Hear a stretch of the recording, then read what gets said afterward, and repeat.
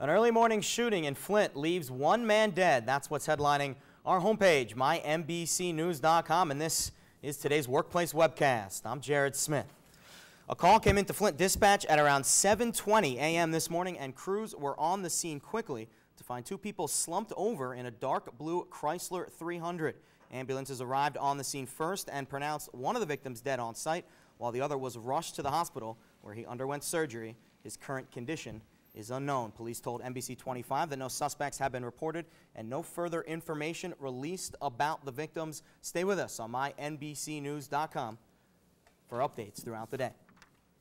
A new budget for the 2013 fiscal year will be presented at a city council meeting later tonight. It's a much anticipated revelation that will take place at Flint City Hall on Monday night at 5:30 p.m. as Flint Emergency Financial Manager Michael Brown puts his best foot forward with the 2013 city budget proposal. It's expected that Brown will make several cuts in addition to installing new initiatives in an attempt to kickstart revenue streams. Flint is already behind the eight ball when it comes to the city budget, with a projected deficit at $25 million. The 2013 fiscal year is scheduled to begin on July 1st. Stay glued to NBC 25 News later on and to mynbcnews.com for updates on the proposal.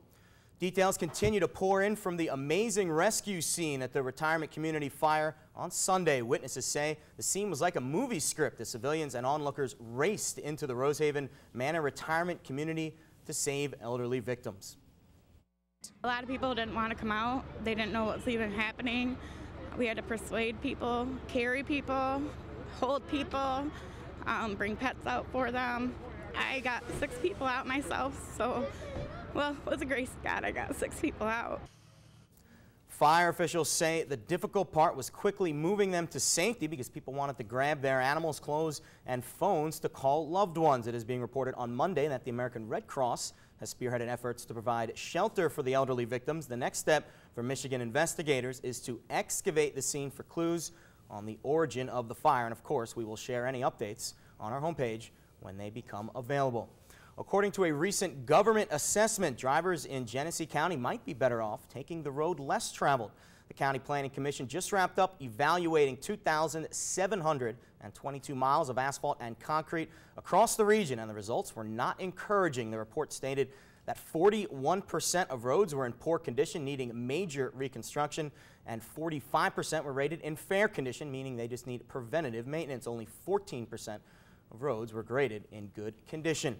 Over in sports, Michigan State basketball fans can take a sigh of relief today after sophomore center Adrian Rapane is reported to be unharmed after he got into a car accident in East Lansing on Sunday. Payne also wanted his Twitter followers to know he was okay, and he tweeted this picture, check it out right here, with the caption, "God is real," and you can see the wreckage right there on the front of the car.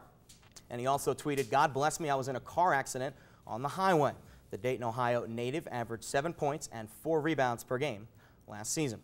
And for more on the top stories of the day, log on to our homepage, mynbcnews.com. And don't forget, chime in on what you read by logging onto our Facebook page, NBC25, and like us, or hit us up on Twitter at NBC_25. Well, that's it for news and sports. Let's head over to the Weather Center, where Janet Van De Winkle has a peek at today's forecast. Janet? Thank you, Jared. Lots of sun to start off today. We're going to see a few more clouds as we head towards evening. Wind is still going to be with us even through the night tonight as well. So we're topping out in the low 50s.